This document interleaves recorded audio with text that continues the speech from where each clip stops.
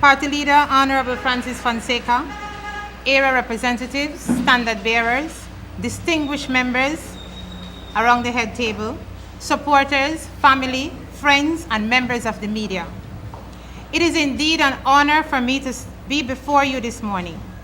For this, I believe, is a defining moment in the history of our country as we stand on the threshold of a very distinct and disturbing period. Belize today parallels Belize of 1950, when the late Right Honorable George Cadle Price and others recognized the need for action. The social environment at that time threatened the very existence of every Belizean man, woman, and child. There was no respect for dignity of the working class, and the people had no voice. Yes, that time it was clear that unless action was taken and sacrifices made, Belize had little chance of ever becoming a haven of democracy. The vision of a dedicated group of Belizeans, however, saved Belize from what could have been a devastating fate and charted a new course in our nation's history, a course that would result in a proud and independent nation founded on the principles of social justice and democracy. The bold steps and personal sacrifices of a few resulted in this land we can now call Belize. Sad to say, however, but today, once again, we face the challenge of saving our beloved country from a fate similar to that of the 1950s. The very fabric of our Belizean heritage is being threatened as the fundamentals of our rights and freedoms continue to be assaulted. Belizeans today, like those of the 1950s, must contend with deteriorating infrastructure, a high rate of poverty, high rate of unemployment, lack of opportunities, and leadership that fails to put people at the center. Additionally, we no longer enjoy a sense of safety and security on our streets or in our homes. Crime has now become the norm. We have gone from being a tranquil haven of democracy to a country identified as being one of the most violent countries in the world. Being recognized as the 14th most violent country has caused us not much shame only, but much pain, as we collectively grieve for the Belize that is rapidly disappearing before our very eyes.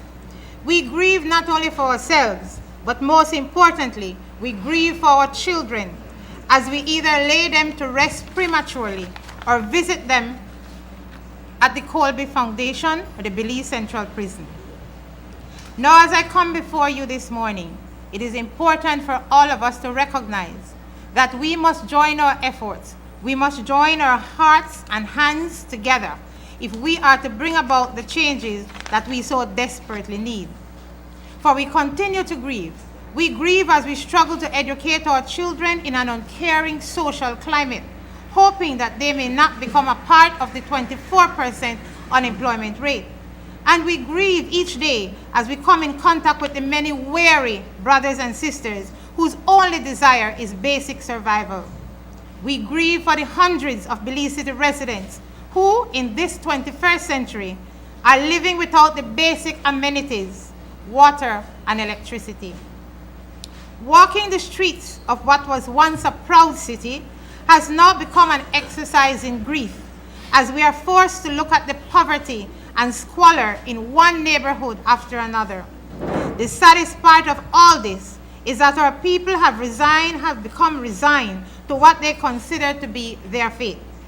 We are sick and tired of being sick and tired. The energy to rage against the onslaught of poverty, neglect, and all other forms of injustices has dissipated, being replaced with a worrisome state of apathy. We have accepted the notion that we can do nothing to impact the conditions surrounding us. We have accepted the status quo. It seems that we have lost hope. However, I come before you this morning to say that the present status quo of city management, or as we have come to know it, city mismanagement, is not acceptable. I am here to say no to the conditions that currently exist. But most importantly, I am here to say that hope is alive and blazing in the resilient spirit of every resident of this city.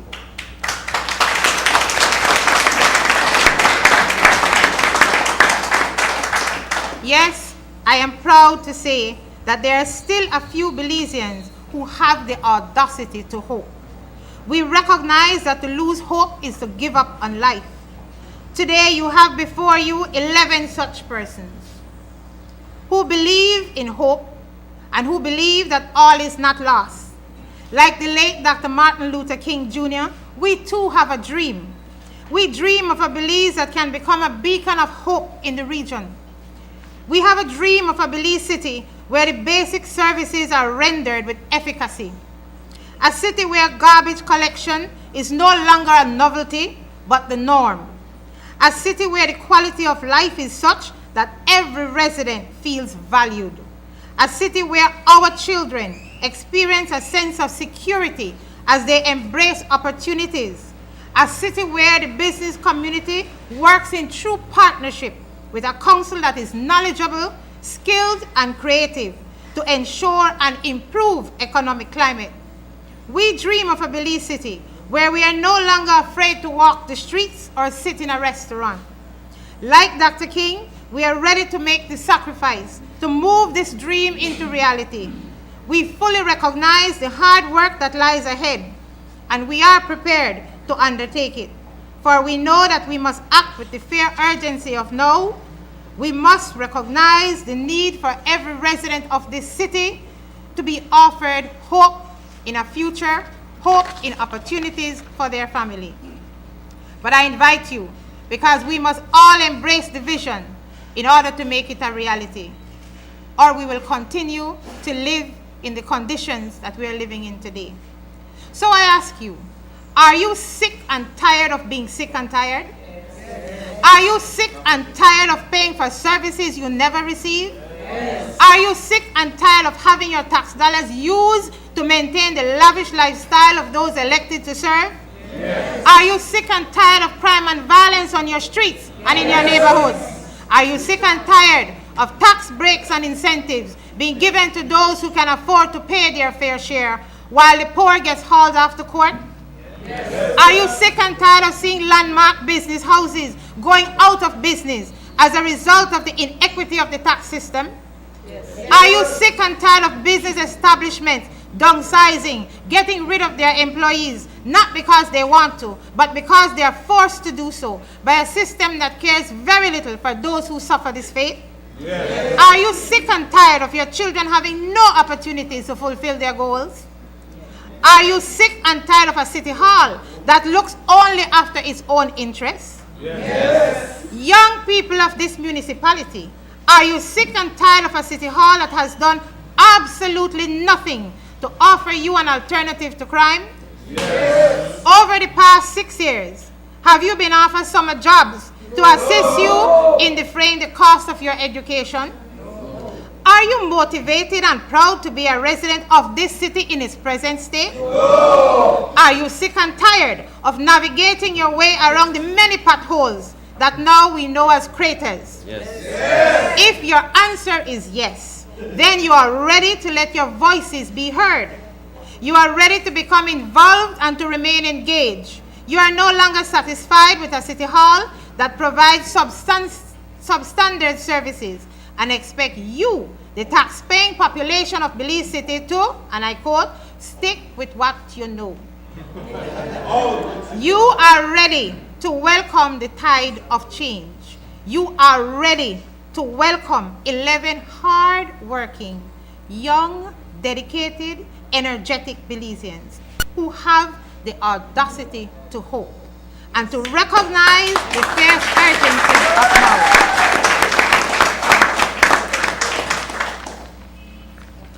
I now take the pleasure of presenting to you the team that is committed to serving the people, the team that understands and embraces the founding philosophy of the late Right Honorable George Cale Price, who always believed that people must come first and that serving them was the obligation of all who aspired to be leaders.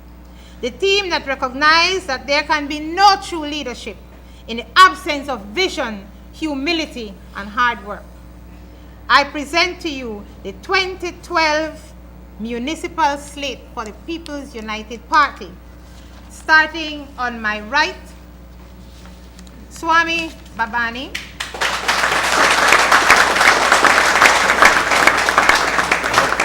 And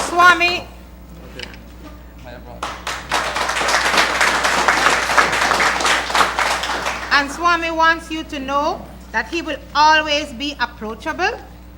He's a businessman and a member of the Indian community, and he believes in the adage given to us by Mahatma Gandhi, where he said, "You must be the change you wish to see."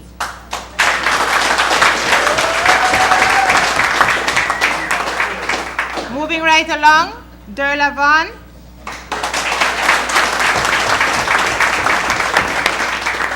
Community activist. She has worked with young people for over 20 years. Her major concern is making life better for the young people of this municipality.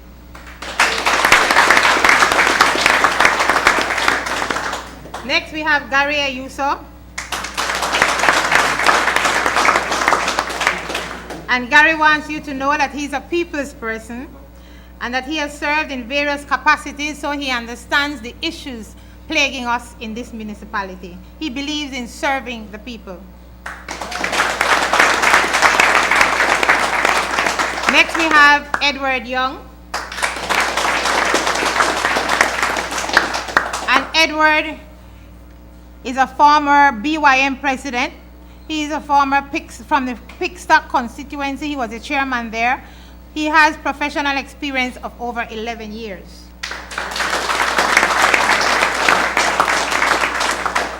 Next, we have Alberto Vellos.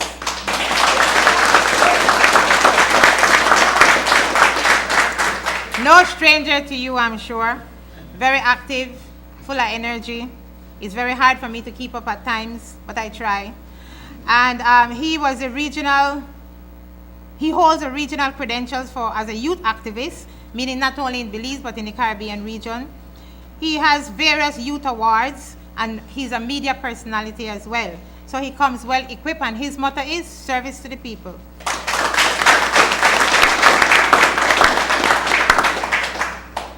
Moving over to my left, we have Patrick Thompson.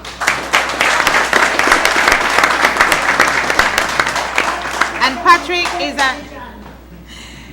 is an educator. He's also somebody who has been working with youth all his life. He's a scout coordinator as well as a community activist. And again, he embraces the motto of service to the people.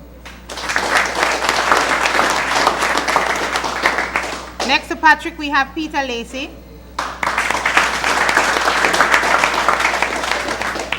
He is a social, educational, youth, and sport activist. He works primarily with young people. He believes in knowledge is power, and so he gives of himself to help primary school children in particular to achieve their academic goals. Peter is a shining example of service to the people. Next to Peter, we have Erwin X.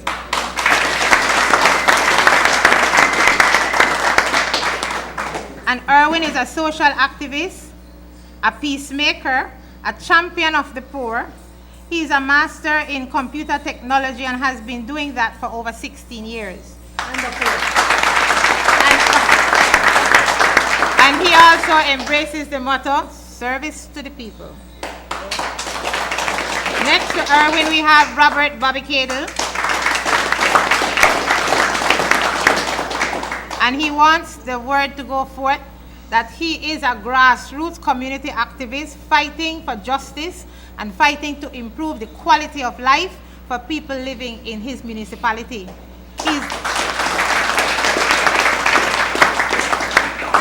His main area of expertise, business communication. And what would life be without music? And so sitting right next.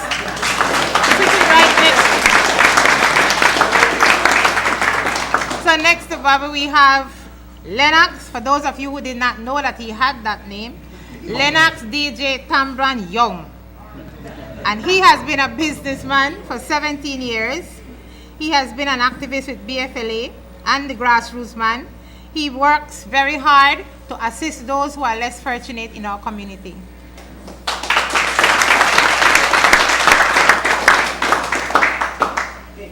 We have presented our slate, and I must say that as the leader in quotes of this slate, that I'm very, very excited because on my slate I can see potential and I can see commitment and I can see hard-working individuals.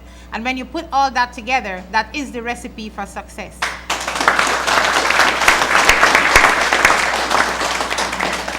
In conclusion, and you can sign now because I'm concluding.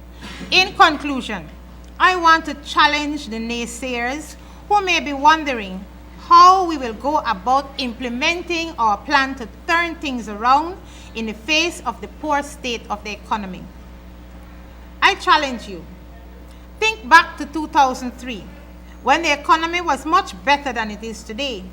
The tourist dollar was circulating in Belize City, and City Hall rallied for and received the famous head tax. Was the city any better off then? Did we receive quality service then? The simple answer is a resounding no.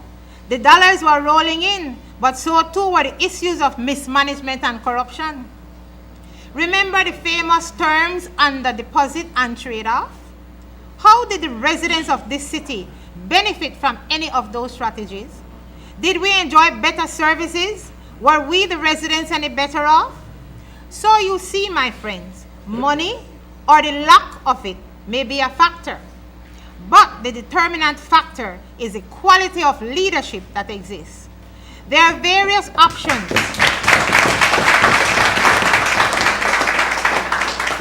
There are various options which may be explored in an effort to identify and access resources to carry out the many functions of the city.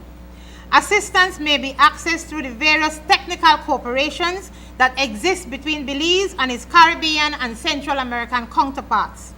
Such assistance will only become a reality, however, with the right kind of leadership in City Hall.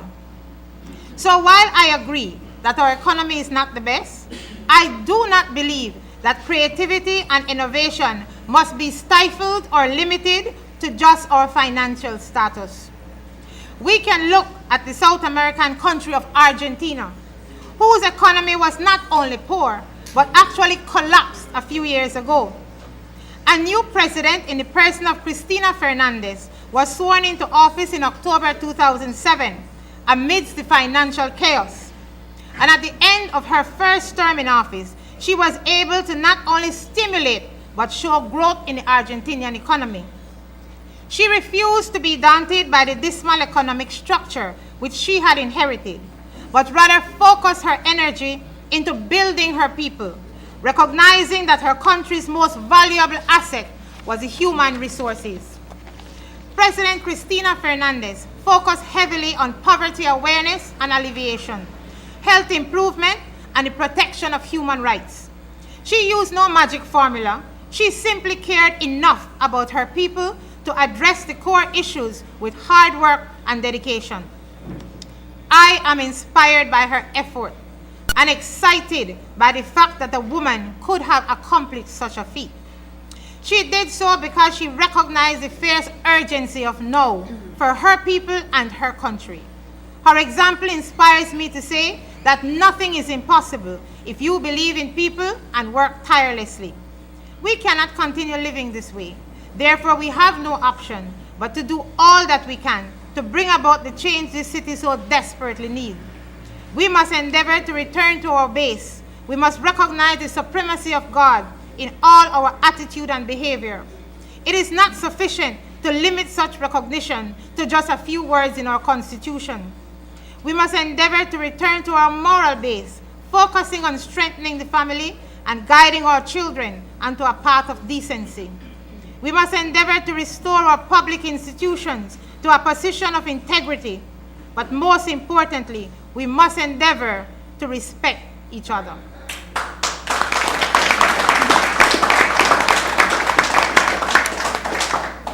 are the real seeds of change, my friends. We must return to them. We must return to interacting with each other with mutual respect. Belize City has a proud history, one that has become buried in the overwhelming stench of filth and the unsightly scenes of rat-infested garbage dumps, in the broken streets, as well as the escalating rate of crime and violence on our street. But all is not lost. So let the word go forth from this day forward that a team of 11, in conjunction with every resident who is sick and tired of being sick and tired, is on a mission to rescue a decaying city and restore it to its rightful place as a beacon of hope in a dying world. Our city is on life support, but we pledge to render CPR before it takes its final breath and expires. Thank you for listening.